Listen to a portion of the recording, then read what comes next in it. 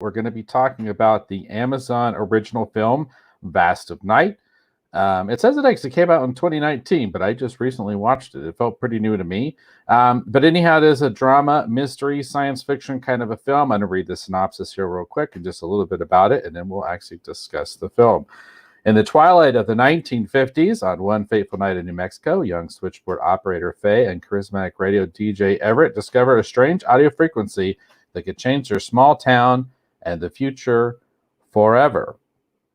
So this is directed by Andrew Patterson. The writers are Andrew Patterson and Craig Sanger.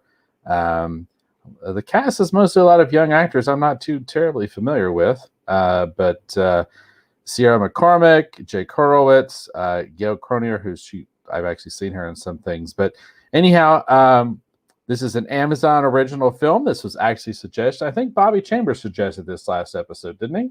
Yes, that's correct. So this is a suggestion from the Rogues Gallery. And as I've mentioned, we are always open to the Rogues Gallery making suggestions on films, television shows, comics, whatever it is you guys want us to review. And this is a perfect example because this is exactly what we did. We took that suggestion and we ran with it. So let's see. We're going to start off with our overall impressions of Vast of Night. I was honestly slightly distracted when I was watching this because of the big announcement, the whole video I'll be making on the next episode. I thought the production values were kind of interesting. I thought it was a little talky at times, if that's such a thing. But I don't mind dialogue and I don't mind dramas. Overall impressions was I thought it was pretty well put together. But I'm going to be honest with you. I was slightly distracted. So I don't want to be too harsh on the film. I didn't think it was bad. I thought it was interesting. I really actually want to watch it again because I felt kind of bad. I was kind of slightly distracted when I was trying to watch the film. But what like I said, it looked interesting, and I enjoyed it for the most part. I thought the young cast was interesting and charismatic for sure. I really liked the actress who played Faye Cocker. I really enjoyed, too, a lot of the 1950s tech. I mean, I felt like they focused on it a little bit too much at times, but I really loved it, like the switchboard operator, a lot of the stuff they were doing with recording things on microphone and reel-to-reel, audio, and all that stuff was a lot of fun, and I really enjoyed a lot of aspects of it. But my overall impression of it is I thought it was interesting. And like I said, I want to watch it again where I can sit down and focus on it a little bit more. When we roll out what I've been working on here, you'll understand why I was so distracted. But anyhow, no, it was an interesting film. So tell me, Eric, what were your initial overall impressions of Vast of Night? We'll give in credit again where credit is due. Bobby Chambers, he does say he's happy to see we checked it out. And Bobby, I'm happy you suggested it. One of the hurdles to doing this, by the way, was that I did not have Amazon Prime. So I just want to put that out there that now I do have Amazon Prime. So if folks out there do want to recommend something from Amazon Prime, let me know because both Dave and I have it. And that's kind of one of the issues with content that we review. We both either have to possess the movie physically or we both have to have access to that particular streaming service. So at least for a month, I am now committed to Amazon Prime. So I just wanted to throw that out there. And thanks, Bobby Chambers, again, for recommending this. Now, it's interesting because I didn't go into this with a clean slate. Actually, Doomcock, who some of you folks may or may not be familiar with, he actually was the first person that actually called this movie to my attention at all. And that was actually prior to Bobby's post when he said that maybe we want to consider checking this out. And he was super, super critical of this movie. Like, he basically said it was trash. So I did go into this movie with very low expectations. I always take Doomcock with a grain of salt. I do like a lot of his content. I think he's incredibly articulate, but he's also very divisive, and he's also very, very critical. And sometimes I would say just downright negative. So I take his opinion with a grain of salt. So I didn't go into this unbiased. I went in with very low expectations. I kind of thought the movie was going to stink because of what Doomcock said. And I think even Bobby mentioned that he thought it was a very uneven film. And because I had such low expectations, I actually enjoyed this film quite a bit, I have to say. You hit the nail right on the head, Dave. I've always kind of said that I'm an analog guy in a digital world. And I'm saying that when I'm sitting here on my computer and I can figure computers out. I'm not like completely not tech savvy, but I love analog tech. I like vacuum tubes. I used to be in a band. That's why I call myself Bass God 14. I used to play bass guitar in a band. That's where the name comes from. That's why I like to go by that. That was basically the first big semi-successful, I would say. That's what I would term it as, semi-successful creative endeavor. I actually did an independent comic book before I did music, but my first comic book was a complete and total flop. My band actually got fairly popular, even at work and things like that. We had like a little following. We used to do concerts, and we actually, we're doing pretty good. We actually made some pretty good demos and all that kind of stuff. And so I still cling to that, to the Bass God thing. But because of that, because of my experience with music, I love things like mixing boards, and I love things like, just seeing those plugs, you know what I mean? Those like the quarter-inch plugs that you use. Same with a guitar, like you were talking about the switchboard. I love that sort of analog tech, you know what I mean? That old school tech, the reel-to-reel machines, those old style microphones, you know what I mean? Like I love all that kind of stuff. And it's kind of funny because we call ourselves the Retro Rogues, and this is a true retro film. This is a modern film that was made in 2019, as Dave mentioned. But the subject matter is absolutely 100% retro. It's supposed to be taking place in the late 1950s. And I think it actually does a pretty good like picture of that time. I wish my dad was in better health, because my dad is like 82 years old and he grew up during this time. He was a teenager. I think he graduated in 54 from high school. And I wish I could kind of show it to him and see, well, what do you think, Dad? Do you think that things were really like that? Do you think that's a good reflection of that era? Granted, my father grew up on the East Coast. He didn't grow up in this. This is supposed to take place in New Mexico. It was filmed in Texas, but supposed to take place in a small town in New Mexico. I'd be like, what do you think? Do you think this is a good representation of the way things were back then? Because I thought it was fascinating in that regard. I guess I kind of really dig period pieces. And it's my understanding, although they call this an Amazon original, I could be wrong, but I think, because it said Slamdance at the end, so I think this was an independent film. I don't think Amazon originally commissioned this. I could be wrong. I should have done some more research on that, but I noticed that the ending credits, because I watched the credits the whole way through, that it said Slamdance. And so I'm wondering if, I think this was an independent film that got into Slamdance, and then Amazon acquired it. That's my guess. I don't know that for sure. But I've heard this spoken of as an independent film. So I'm not sure which one it is. I'm not sure if Amazon actually commissioned this or, approved it beforehand, or if these independent filmmakers went ahead and made this film, and then got it sold at a film festival. Slamdance being considered sort of a major film festival. But I actually enjoyed it, and I kind of have Doomcock to thank for it, just because he gave me such low expectations of the film, and I thought it was going to be complete and utter garbage. Oh, and Jane is in the house, Dave, and she says, "Hey guys." Hi, Mom. So I was just looking into it, and yeah, this did actually premiere at the 2019 Slamdance Film Festival. So as far as I could tell, this does appear to have actually been like an indie film that Amazon acquired. So that's interesting. Huh. Yeah. Well, and like I said, I saw it, and overall, well, we should get into the spoiler reviews before I get too far into it. But like I said, I was slightly distracted when I watched it. I liked what I saw, and I love, like I said, like the old school tech. And then this actress, like I said, a lot of the performances I found very, very charismatic. If I had the money to do a Red Skirts film, I would hire her to play Mary in a heartbeat. Maybe we can look into that, Dave. Yeah, I think it'd be cool. But no, she, like I said, it just overall, I enjoyed it.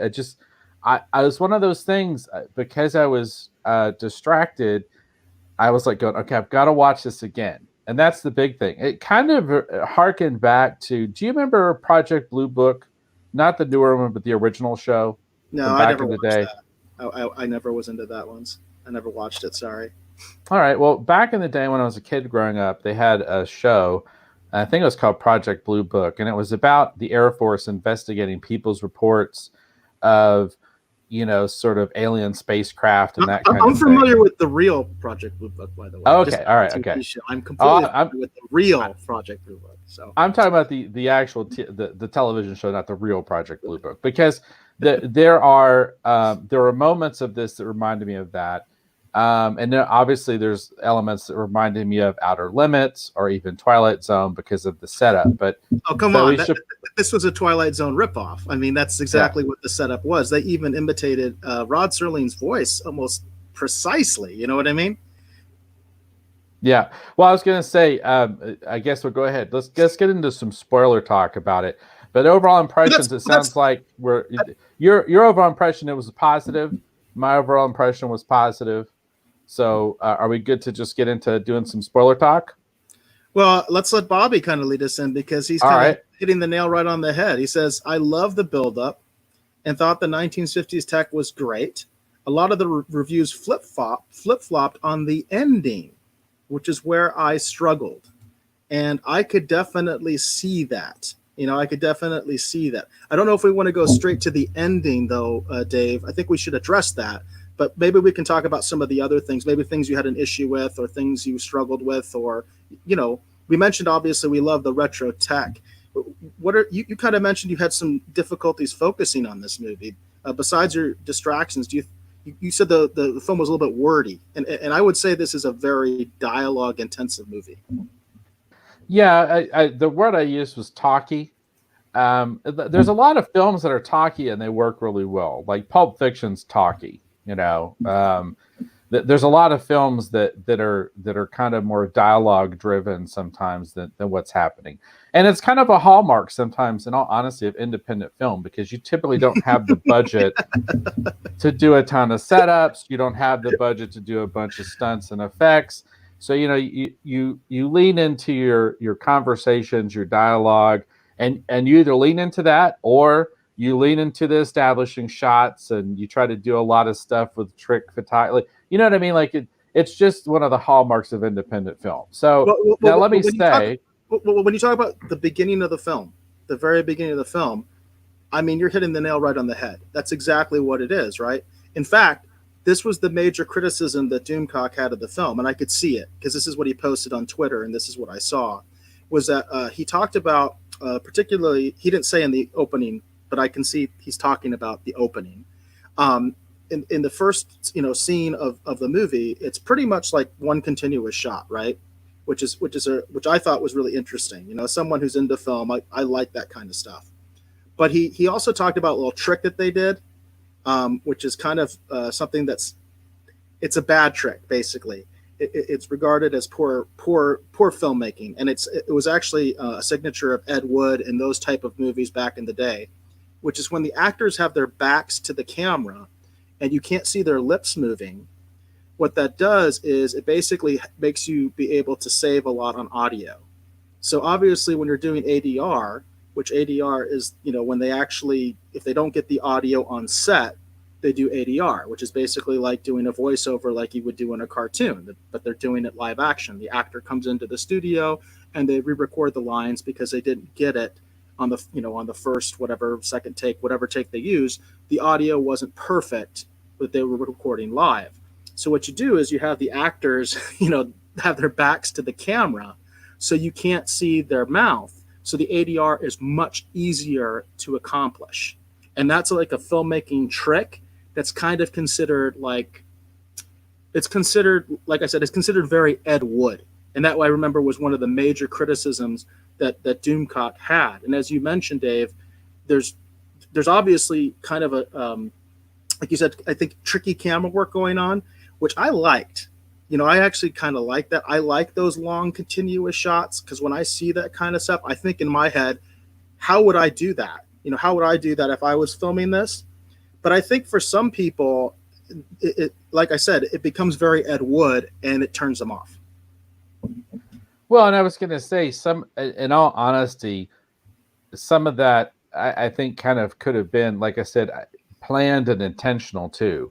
Right. If it harkens back to that era one, but then number two, like I said, it looked like it was always intended to be done in that manner. It didn't, Right. So it's not. It could have been an homage to Ed Wood for all we know. Yeah, You know what I mean? and It could have been an homage to Ed Wood in that style. That basically that's the old bargain basement style of filmmaking. Right, and when you realize that this setup, basically how the film starts, it starts with an Outer Limits Twilight Zone intro. You talk Twilight about how that was Rod Serling's voice. I mean, that was a perfect imitation of Rod Serling. Right, but it had shades of Outer Limits too. I thought it was intended to be Twilight Zone, but I felt like it also had shades of Outer Limits.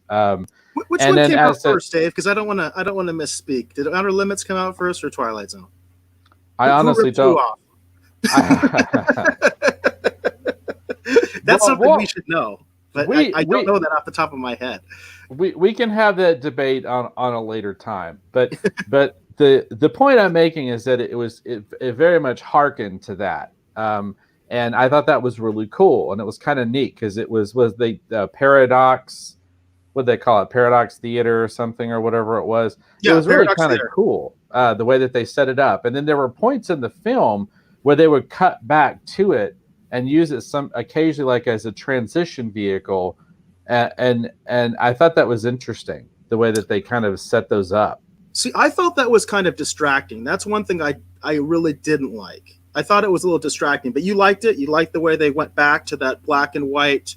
That basically they went back to that 4:3 scale. Like it doesn't fill the TV. You like that? You thought that was a good way to transition some of the scenes? I thought it was an interesting way to transition the scenes, and I think it's one of those things. I think they decided to do that because they wanted to keep people. It's kind of weird because I feel like they did such a good job of setting it up. I don't think they necessarily needed to do that unless they had to, because for some reason, like they needed to do a couple pickup shots or whatever, and they couldn't match something. I don't know. You know what I mean? It's hard to say, but I personally didn't feel like it distracted necessarily, but I couldn't tell if it was intentional, like they were trying to drive home the idea that this is like a Twilight Zone episode, in case you'd forgotten. Because I feel like the setup is so strong, I don't feel like they needed to kind of get back into that, because once the story gets going, you're so wrapped up in the minutia about what's happening. I don't think you can forget that you're kind of in a Twilight Zone episode. It seems pretty blatant that you're in one. So I don't know if it was necessary, but at the same point, it didn't necessarily bother me. What about when they transitioned to just the black screen? What did you think of that?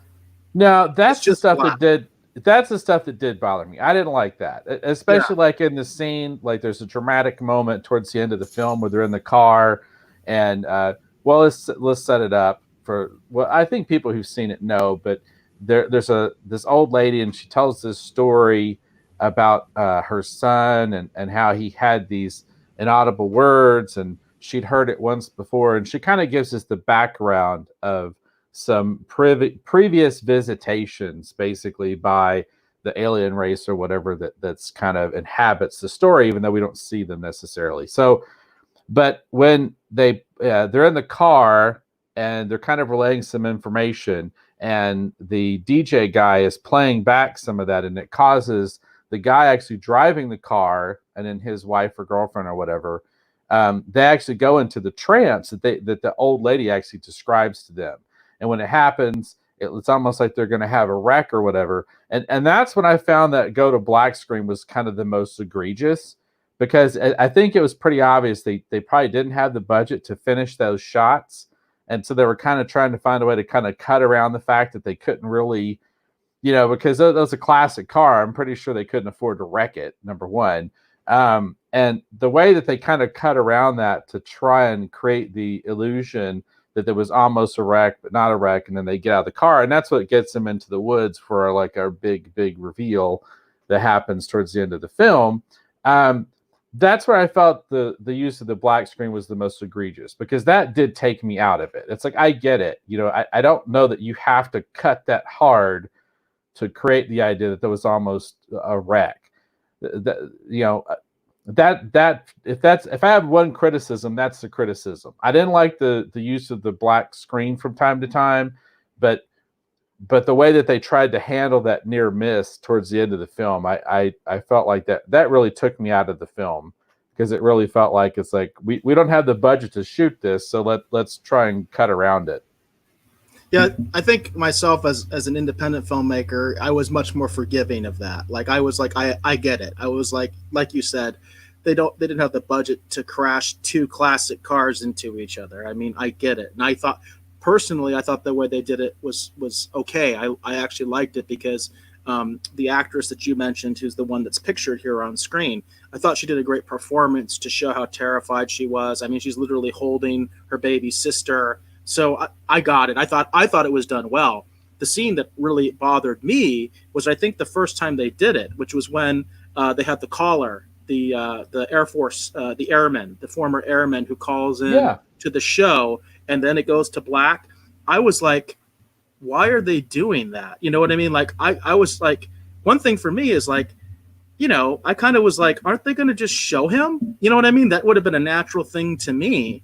Obviously, I guess they never filmed that particular actor. They only used his voiceover, but it's like they had the actor. I can see the credit on IMDb because I looked it up. You know what I mean?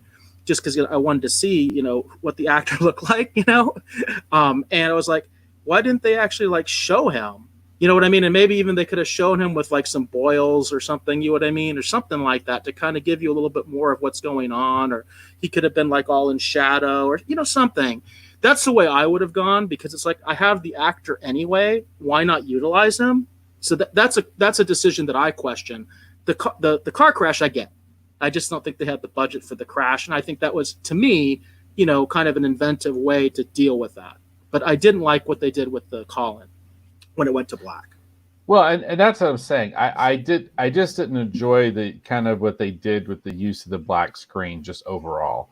But for me, the worst part was just sort of the end. I've seen enough 70s, 60s, 50s, whatever, near miss wreck stuff that while we're homaging things, let's just see how somebody else did it back in the day, and let's just pick it up the same way they did it. You could still cut to the black screen to keep a continuity if you want to keep a continuity.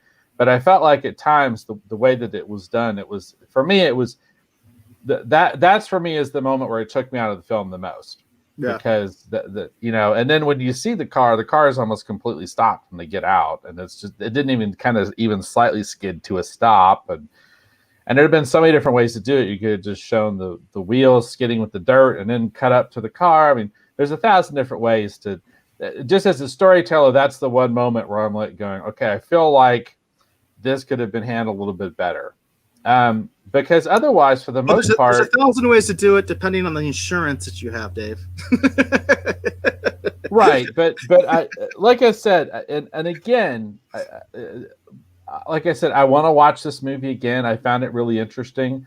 I am not intending to trash talk the film at all, but that's the one for me. That was probably the most, like I said, that's my biggest nitpick, my biggest egregious thing. Is that I didn't like how they handled that car wreck scene. What did you think about the use of those continuous shots, where they did those one shots that were really interesting to me? I'm actually very curious how they did them, especially the ones where they went through the entire town. What did you think of those? I thought they were really cool. I mean, that's what I'm saying. That's part of the reason I want to watch the film again, because the film is, I thought, really well constructed, and I enjoyed so much of it. For example, I really enjoyed the opening scene where they're like it's kind of like they're at the high school gym or whatever, and they kind of set the whole thing up, and they're walking in front of the cars with the headlights, and it just, that whole thing, the way they set that up, and they're kind of doing that. She's recording the stuff on her video recorder, her audio recorder she just got, and they're tape talking recorder. About it's a yeah, tape exactly. And it's an old reel-to-reel style tape recorder, which I love that aesthetic. That's just something I never owned my own reel-to-reel player, but of course that was a big thing. The first studio, or one of the first studios I went into, had a reel-to-reel player. My dad actually owned a reel-to-reel recorder that didn't work, and I used to look at it in the garage. He had it in the garage, and I would check it out. Again, I always just love that analog tech. But she has one of those little portable ones, and I thought that was actually really cool. And the fact that that she's actually like recording herself, and she's sort of practicing, because her friend is obviously a DJ, and so she's actually practicing with her friend on the tape recorder. That really took me back. I had a friend who used to do his own little radio shows on his little cassette recorder. Of course, it was the smaller cassette, not the reel to reel. Like I said, the reel to reel was kind of before my time. It was the only place you really saw it was in a studio. But I just thought that was really cool how she was doing that, because I know people who used to do stuff like that, or they'd sing to themselves on their cassette player. It's kind of funny, like for some reason that magic seems to be gone. You know what I mean? Like everybody has a phone that they could do something similar on, even kids, and you don't really see them doing that anymore. You know what I mean? But I that kind of really took me back. I really liked that. And I mean, and like I said, I loved all the retro tech too. Like I loved all the stuff just with the switchboard. And the part of the reason I picked this image actually of the actress with the headset on, is not because it's reflected in the poster. It's because of the fact that I love kind of this era, and I've always wanted to see like for example, like if it were up to me, okay, because Marvel got the rights to the Fantastic Four back, I would actually set the Fantastic Four movie in the 60s. Like that would be my approach for the Fantastic Four. That's how I would have the Fantastic Four kind of be relevant, is because a lot of the things that we would use as modern technology today, Reed Richards would have invented back in the 60s, essentially. And that's one of the things that, would kind of help give them their advantage against their villains and whatever that they would fight, was the fact that Reed was basically giving them the best technology, just like in the comics. But there was a cosplayer who years ago did an amazing 1960s style Wasp. And she actually built the Wasp's helmet from back in the day. And she actually took one of these old style headsets, like what the actress was wearing, and incorporated it into her costume. And it was so amazing because it just felt so authentic and so real. And it was just so amazing. And so just watching her wear this headset, I kept kind of thinking about that and going, man, it'd be so cool to see like a Marvel superhero film like set in this era, kind of using this tech. It'd be so much fun. And I loved, actually, one of the reasons I like X-Men First Class is for that same reason, is it takes place in that era when those characters were first created. And it feels, for me, not the most relevant, but in a weird way, somewhat more authentic, because it's just like those characters were created in that period. It's a weird thing, has nothing to do with Fast and Night, but that's the reason I picked this image. And that's one of the things I like about this movie, is I love all this retro tech, because it's just like, this is so cool. This is fun, and I just loved it. I just loved it. So well, speaking of sort of the retro tech, there's also the sort of retro vision of the future that I really liked. And it comes from this character as well, where she's reading these magazine articles to practice on her tape recorder. And she's telling her DJ friend, these stories that he hasn't heard. And she's saying like, yeah, this is true. This is really going to happen. And it's kind of funny because like the first two things, like the first thing she talks about is the idea that they're going to have autonomous cars, but it's not like the autonomous cars the way that we have them today. It's basically this idea of having sort of an electronic highway, so that the cars are basically guided by the road. So they're, as long as they're on the quote unquote electronic road, they know where the other cars are and all that kind of stuff. And that's how they don't have any sensors. It's based on the road, which, by the way, I have heard of that before. I think they got that from something that was actually a real idea at one time, which was to basically put some sort of electronic wiring in the road that the cars would be able to detect. And so would it require any kind of sensors, because they would know where all the other cars are on the highway. And that was one way of doing transportation. That was one idea of having sort of autonomous cars. And then the other thing she talked about was sort of the tube thing, like the Jetsons, where basically the idea is that you'd have these vacuum tubes that would take you from, you know, Los Angeles to New York in like 10 minutes, you know what I mean, where you would just be like sort of vacuumed from one side to the other. And she talks about that. That's a real thing too. That's going to happen. In fact, the car thing, she says, was going to happen like in 1974 or something like that. And then the tube thing was going to be like the year 2000. The DJ is like, so doesn't one conflict with the other? And she's all like, well, no, you know, one's maybe for short trips and the other one's for long trips. And then the thing she talks about the last was the idea of small portable TV phones. And that's the one the DJ is all like, oh, that's just stupid. You know what I mean? That's not going to happen. Right. I like that. It reminds me of an old gag my dad told me that I've never actually got to see, but he said it's really cool. I think it was on F Troop. And on F Troop, I think they had an episode, if I don't recall, this is me remembering what my dad told me. But he always told me, you got to see this. You know, this was before YouTube. It was, I think, a time traveler, and he was explaining the telephone to the characters, and he said it was really cool because they gave the best explanation of why a telephone was the stupidest idea and that it would never work. You know what I mean? Like, it was just a dumb idea.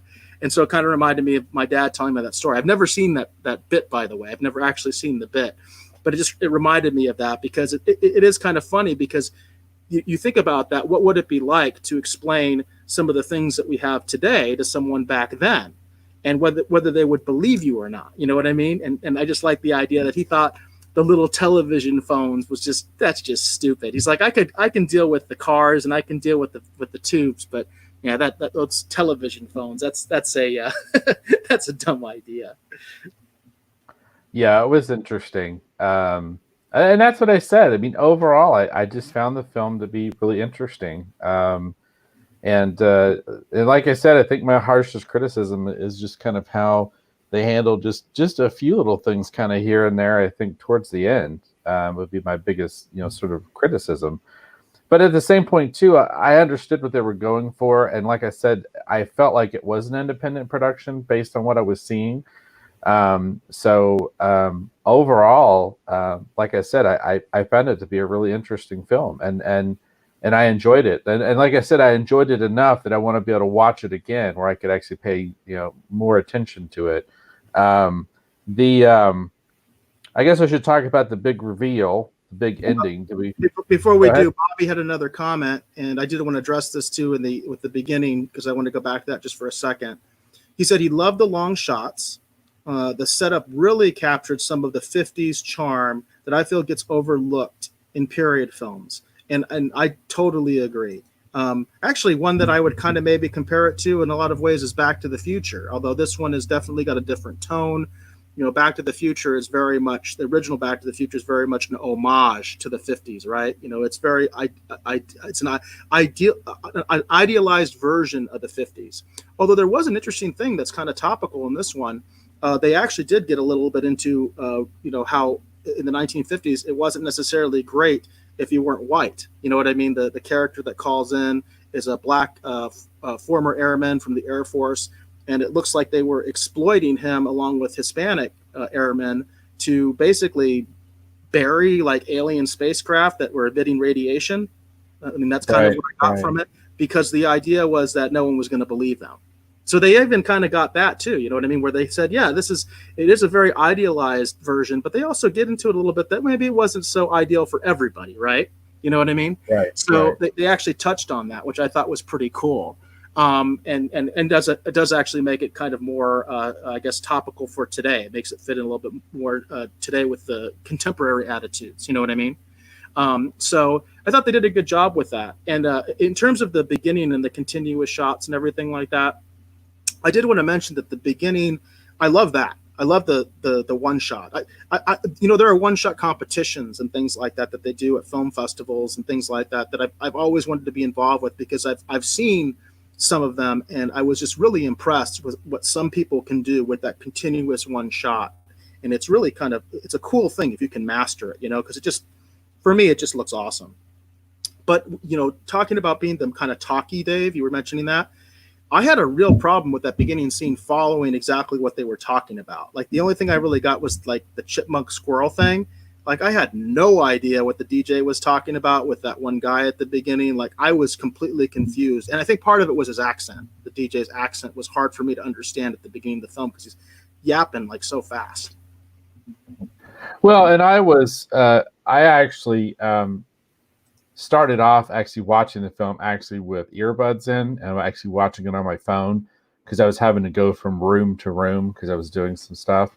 And the picture of my phone looked good, so there wasn't any picture problems. But yeah, with the accent and whatever, it sounded really kind of tinny on the little earbuds, and I kept thinking, man, I gotta watch this on the television.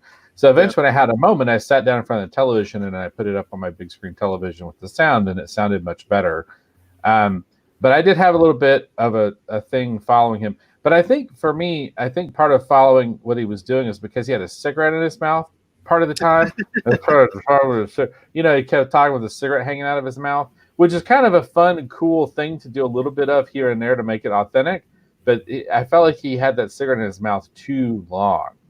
Yeah. Because when you see they do that in movies, it's kind of cool the way they set it up. But when you see someone who really plays that concept really well, they kind of want to take it out, and they use it as a really dramatic kind of prop. The way he was using it was very authentic. That's what someone who had a cigarette would normally kind of do. They would just talk with it in their mouth, but it made it kind of hard to follow. So I had some similar issues with that too. But like I said, part of mine was the fact that I started off watching the film on my phone with earbuds, and then eventually I was able to sit down in front of my television and then actually pay better attention.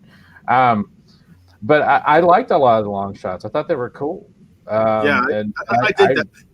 Oh, and I want to say the film that really reminds me of is, have you ever seen the Buddy Holly story? Yes, I could totally see that. I could totally see the opening, that. Yeah. To me, it was almost like an homage to the opening of the Buddy Holly story. And I could see that. There were a lot of things in this film I could see it hearkening back to something, and I would almost think that a lot of that was intentional. I think that's one of the things. This film very much lovingly, I felt like at times recreated that era, and just really kind of got wrapped up in it. And I thought that was really kind of fun and kind of cool. That's and it was weird because that first long shot where they're talking, she's recording on the tape recorder, and she's telling him about the future. Eventually, you get to this point where they're just kind of walking down the street and kind of talking. It actually kind of reminded me of my childhood. Yeah. When I was growing up, in the early teens. I mean, I didn't have a car until way late into high school because I just couldn't afford it. So I remember just kind of walking with friends, and even sometimes walking with that cute girl that you liked, and just kind of talking to them, and it kind of brought me back to that. So I remember that line. He was like, "Why didn't you get in the car?" She's all like, "As I don't get into cars. I just walk everywhere." That's what That's just right. Thing. I think she even mentioned she didn't even have a bike. She stole a bike in this because she didn't even have a bicycle. And see, that's weird because I can relate to that because I never had a bike growing up. Well, I had one, but that's a long story, and it didn't last very long. But for the most of my childhood, I didn't have a bike, so I kind of understood that. I just walked everywhere too. So I can't. That's what I'm saying. It reminded me of that. So, and not in a bad way, but in a good way. Like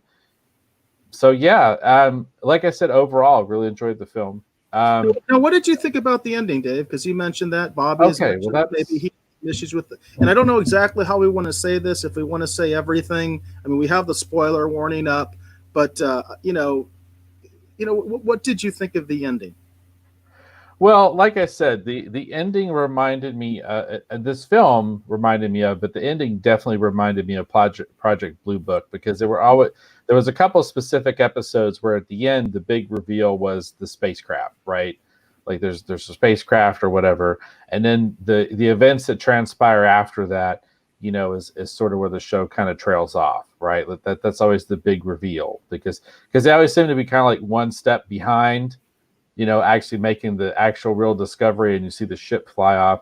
So they kind of give us sort of that, I would say kind of their version of that Close Encounters moment, but it's kind of more the moment where the guy's sitting in the truck at the railroad stop with the radio. They kind of try to give us that moment, and it happens in the woods where we kind of see the ships. But we don't get the actual contact, first contact kind of thing. We just get sort of the ships. And then they kind of cut back to some different things, and then at the end we kind of get sort of this ambiguous, sort of ending, and you're left to kind of draw your own sort of conclusions.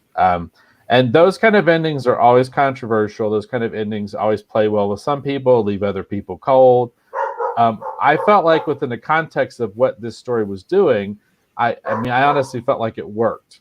I liked it better than the supposed car crash. Yeah, it's kind of funny because at the ending, I was actually getting really frustrated. The ending is kind of obvious. Dave, you kind of alluded to it, and the fact that, these kind of movies, everything is kind of set up for that big reveal at the end. What I call the money shot.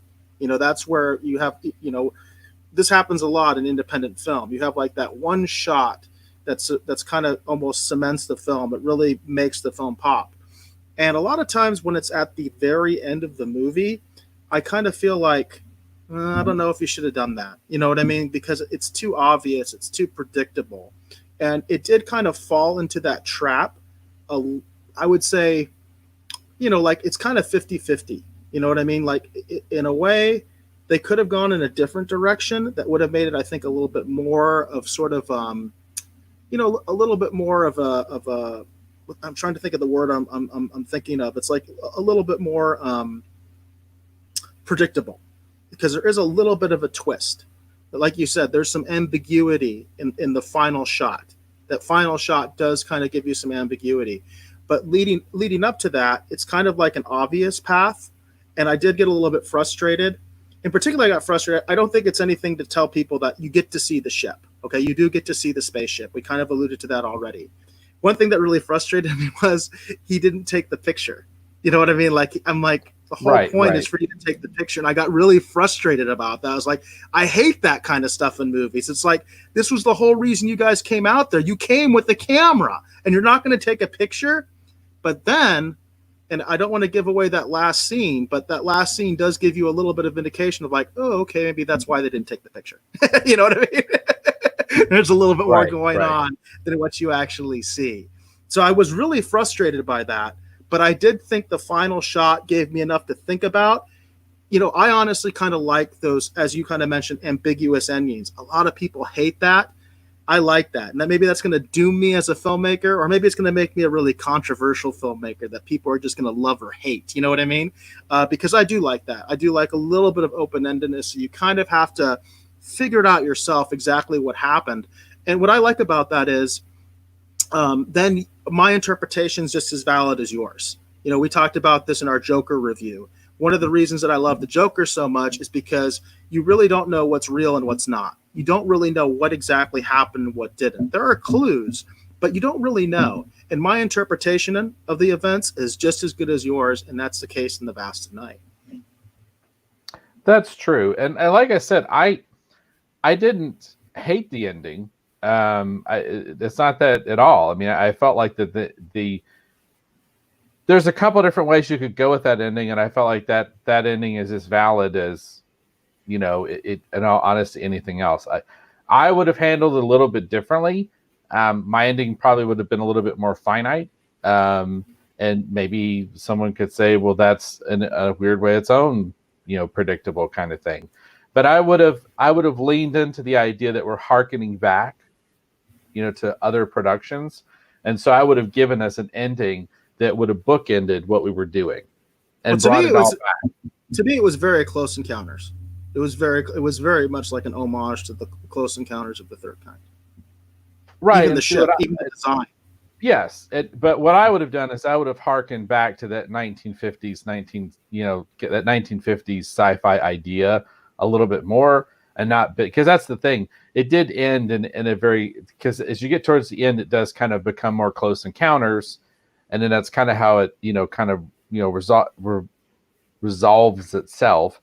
I would have picked an ending that was probably a little bit more 1950s-esque, just to again bring it all back, because they do that with the credits anyway. They with the credit sequence at the end, they do bring it back to that Twilight Zone kind of idea.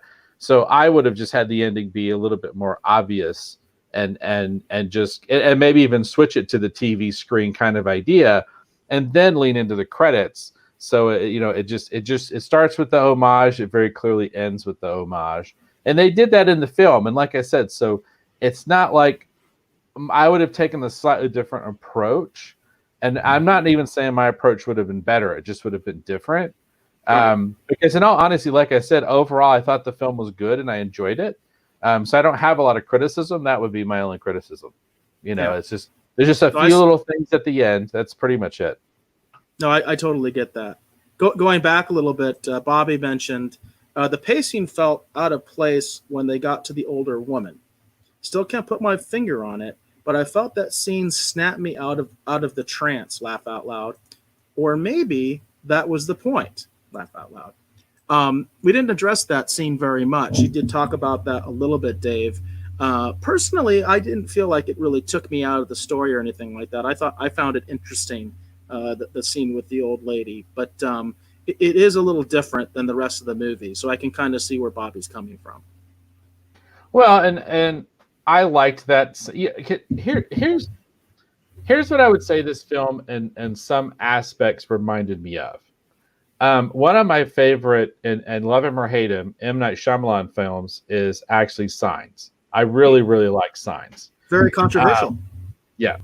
But I really, really like the movie Signs. And this film, to me, had shades kind of Signs. Because Signs kind of does the same thing. It plays a lot of things out. There's a lot of talky bits, and it's very... by talky bits, it doesn't mean that that's bad. It just means that they're playing the film out in conversations and connections between people, and not necessarily leaning into like effects, or leaning into like not leaning into a lot of special effects, not leading into a lot of stunts, and that's not necessarily a bad thing, because again, that's not a criticism. I would compare it to Signs in a good way, not a bad way, because I really love Signs. And that's kind of what this film a lot of times reminded me of. So the scene where they're talking to the old lady, it kind of reminded me of that scene, spoiler alert, in Signs where Mel Gibson's character has his conversation with M. Night Shyamalan's character, because he has a cameo in every movie, and it ends with him saying, "Oh yeah, and I locked one of them in my pantry." It reminded me of that, because they're having that kind of tense conversation, and then it's kind of, there's that exclamation mark at the end. It's like, "Oh, and don't go in my pantry. I locked one of them in there," or whatever. And you're like, "What?" So that, I think that scene was meant to harken back to that kind of idea, because she's relaying a lot of information, and they play that out. Like I said, they play that out in the car.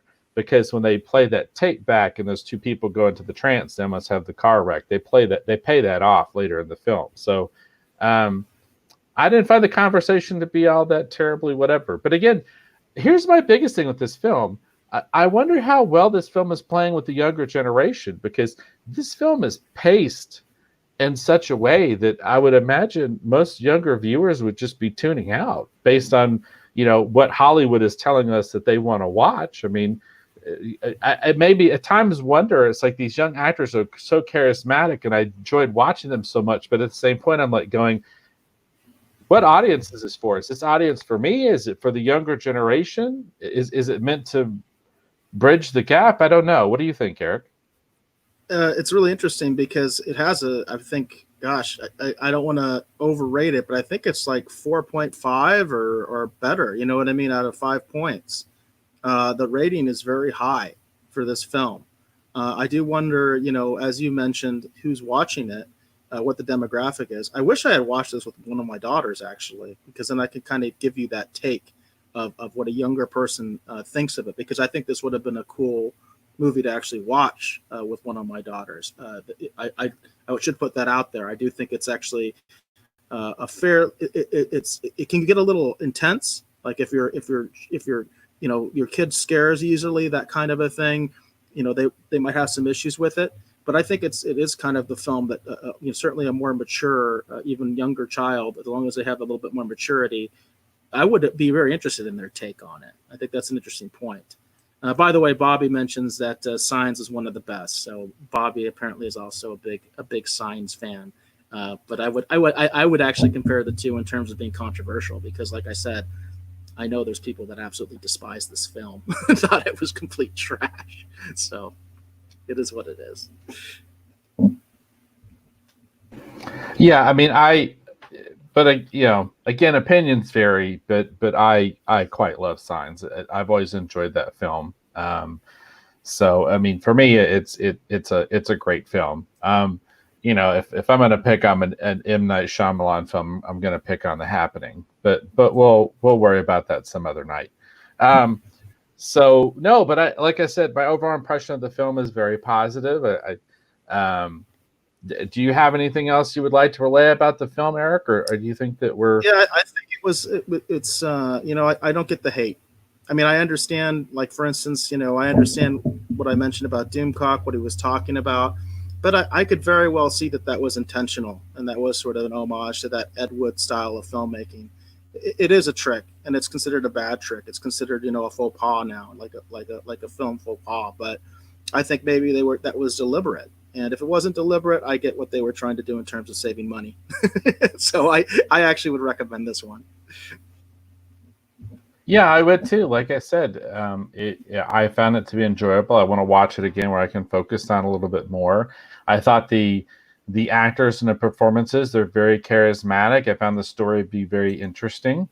Um, my only few complaints, I think, one of them could be attributed just to budget. And if it was an independent, and it appears to be an independent film that Amazon acquired. So, other than that, that's kind of it. Overall, I thought it was very interesting. But again, too, like I said, I love this kind of a story. It reminds me of Signs. Obviously, it leans into and homages, things like Twilight Zone. I feel like it has shades of Outer Limits at times.